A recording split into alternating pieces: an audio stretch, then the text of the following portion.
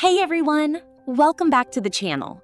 If you're a sucker for butterflies in your stomach, awkward hallway glances, and that perfect mix of sweet and heartbreaking teen love, you're in the right place. Today, we're counting down the top 10 best teen high school romance movies. I ranked these based on a mix of Rotten Tomatoes and Metacritic scores, IMDb and Letterboxd ratings, massive cultural impact, Netflix/streaming popularity, and how much they defined the modern teen romance genre. Only movies primarily set in high school and centered on teenage romance made the cut. No college stories or hospital-only romances here. These films still hit hard in 2026 because they capture what high school love actually feels like. The excitement, the drama, the family chaos, the betrayals that sting, and those intimate moments that feel world-changing. Whether you're reliving your own teen years or discovering them for the first time, grab some snacks and let's dive in. We're going from 10 to 1, and trust me, number 1 earned its spot. The Spectacular Now, 2013. Directed by James Ponsoldt, starring Miles Teller as Sutter Keeley and Shailene Woodley as Amy Finnicky. Non-spoiler plot. Sutter is the charming, party-loving high school senior who lives in the moment and has no real plans for the future. Everything changes when he meets the quiet, responsible Amy, and their unlikely connection pulls them both out of their comfort zones. What made this movie stand out? The raw, naturalistic directing and killer chemistry between Teller and Woodley make it feel like you're eavesdropping on real teens. The soundtrack is perfect 10s indie vibes, and it tackles growing up without heavy-handed lessons. It's honest about how love can both save and complicate your life. Family moments. Sutter's divorced parents are a mess. His dad is absent and unreliable, while his mom tries her best but is exhausted. One key scene shows Sutter opening up to his mom about his fears for the future. Her quiet support helps him start taking Amy and himself more seriously. Amy's single mom is strict but caring, and seeing Sutter navigate dinner at her house highlights how family shapes how we love. Love. The emotional connection builds beautifully. Think late-night talks in cars, Sutter showing Amy how to loosen up, and a sweet prom moment where he finally sees her as his future. One standout confession happens during a quiet drive, where Sutter admits Amy makes him want to be better. Betrayal. Sutter's party-hard lifestyle and fear of commitment lead to a major letdown for Amy. He hides his deeper issues and bails emotionally when things get real, leaving her heartbroken and questioning everything. Her reaction is quiet devastation that hits hard. Intensity. There's a tender, passionate sex scene in Amy's bedroom after a night of emotional closeness. The lighting is soft and warm, clothes come off naturally in a mix of nervousness and desire. It's shown tastefully, with focus on their faces and gentle movements. Awkward at first for Sutter. It's implied he's more experienced, but this feels different. But it turns intimate and loving. Afterward, they lie together talking, feeling closer than ever, though the emotional weight lingers. Moving on to a film that turned fake dating into pure gold. Number 9, To All the Boys I've Loved Before, 2018. Directed by Susan Johnson, starring Lana Condor as Lara Jean Covey and Noah Centineo as Peter Kavinsky. Non-spoiler plot? Shy Lara Jean's secret love letters get mailed out, forcing her into a fake relationship with popular jock Peter to save face, until real feelings complicate everything. What made this movie stand out? It's the ultimate feel-good Netflix rom-com with incredible chemistry, diverse representation, and that iconic boy-next-door energy from Centineo. The 80s-inspired soundtrack and Lara Jean's voiceover narration make it endlessly rewatchable. It basically launched a million fake dating obsessions. Family moments? Lara Jean lives with her widowed dad and 2 sisters. Their tight-knit dynamic is heartwarming. Scenes of family game nights and her dad's gentle advice about opening up show how her mom's absence affects her fear of love.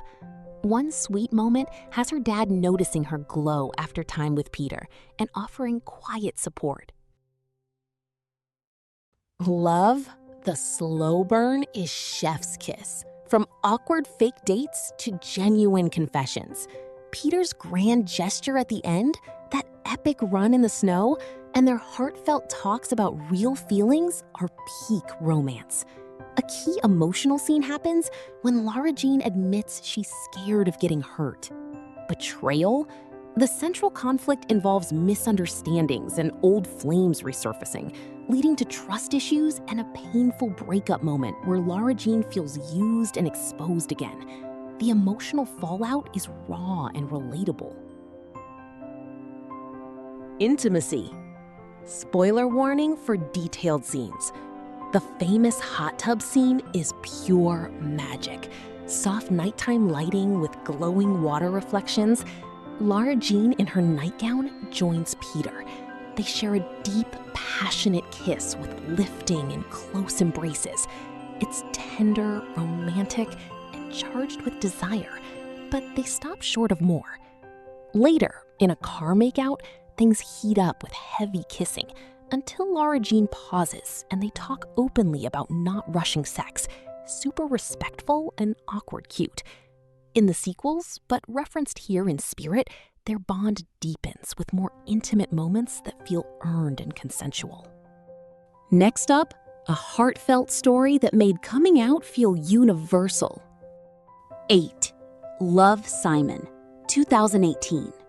Directed by Greg Berlanti, starring Nick Robinson as Simon Spire, with supporting turns from Jennifer Garner, Josh Duhamel, and Katherine Langford.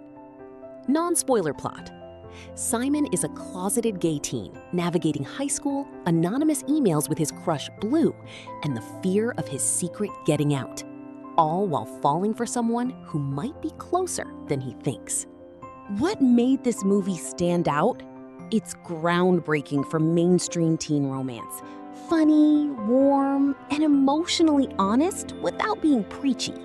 The ensemble cast feels like real friends and family, and the email romance is adorable. Cultural impact?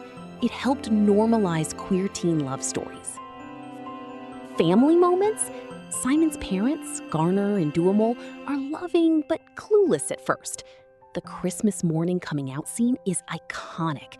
His mom's supportive speech and dad's awkward but earnest reaction show unconditional love. Sibling moments with his sister add lighthearted family chaos that grounds him. Love. The anonymous emails build deep emotional connection, leading to sweet in-person moments like Ferris wheel talks and a joyful carnival kiss. Simon's grand realization and pursuit of Blue are pure swoon. Betrayal. When his secret leaks via the school blog, Simon feels betrayed by circumstances and briefly pushes everyone away. The emotional impact is isolation and fear of rejection from friends and family. Intimacy. Intimacy here is mostly emotional, with tender kisses. The big kiss at the end is passionate and celebratory in a public setting, full of relief and joy. Earlier, a private makeout in a car is sweet and exploratory, with nervous laughter turning into genuine affection. No explicit sex scenes. It's all about the butterflies and first love tenderness. Let's shift to something more raw and awkward. In number 7 is The Edge of 17, 2016. Directed by Kelly Fremont Craig, starring Haley Steinfeld as Nadine, with Haley Lou Richardson, Blake Jenner, and Woody Harrelson. Non-spoiler plot? Nadine is a sarcastic, awkward high school junior dealing with family grief and friendship trauma when her best friend starts dating her older brother, sending her into a spiral of bad decisions and unexpected connections. What made this movie stand out? Steinfeld's breakout performance is hilarious and heartbreaking. The directing captures teen angst perfectly, with sharp dialogue and a killer soundtrack. It stands out for its unflinching look at mental health and self-worth in high school. Family moments. After her dad's death, Nadine's relationship with her stressed mom is tense, but evolves through honest talks. Her brother's golden boy status creates sibling rivalry that affects everything. A key scene has Nadine confronting her mom about feeling invisible, leading to growth. Love. Nadine's crush on a bad boy and budding friendship turned more with a sweet classmate show different kinds of connection. The genuine moments with the kind guy involve vulnerable confessions and supportive dates. Betrayal. The ultimate gut punch is her best friend hooking up and then seriously dating her brother.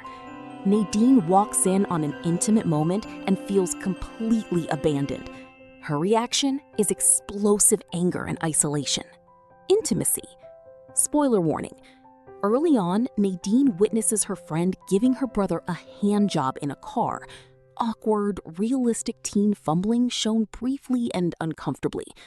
Later, Nadine has an awkward, impulsive hookup attempt with her crush that goes poorly, highlighting her confusion and desire for validation. It's more cringy than passionate, ending in regret. Transitioning to a tearjerker that redefined young love. Number 6, The Fault in Our Stars, 2014. Directed by Josh Boone, starring Shailene Woodley as Hazel Grace Lancaster and Ansel Elgort as Augustus Waters. Non-spoiler plot? Two teens with cancer meet at support group and embark on a profound romance filled with wit, adventure, and facing life's biggest questions. What made this movie stand out? Woodley and Elgort's chemistry is electric. The adaptation nails John Green's voice, funny, philosophical, and devastating. It became a cultural phenomenon for showing teen love with real stakes. Family moments? Hazel's parents are incredibly supportive, with her mom as a constant caregiver. Scenes at home show quiet family dinners and her dad's emotional breakdowns, reminding us love exists amid illness. Love? Their Amsterdam trip is full of grand gestures. The Anne Frank house kiss, deep talks about infinity, and Gus's beautiful metaphors for love. Confessions feel earned and poetic. Betrayal? Not traditional cheating, but the betrayal of illness and loss creates heartbreak. Gus's health decline shatters their plans, leading to raw grief. Intimacy?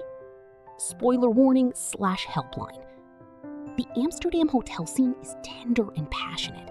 Their first time, in a beautiful room with soft lighting. Clothes come off gently, it's shown with focus on emotions, close embraces, and loving eye contact. Hazel is nervous but trusting. Afterward, they lie together in quiet bliss, feeling alive despite everything.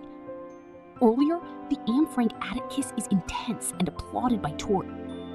We've seen more diverse stories, queer representation, mental health awareness, and streaming making these accessible. From fake dating to grief to explosions, the genre evolved while keeping the core: awkward, intense, life-changing first love. These are the first 5 movies. Which movie have you watched, and what is your take on it? Well, tell us in the comments which movie should make the last 5. Thanks for watching. See you in the next video.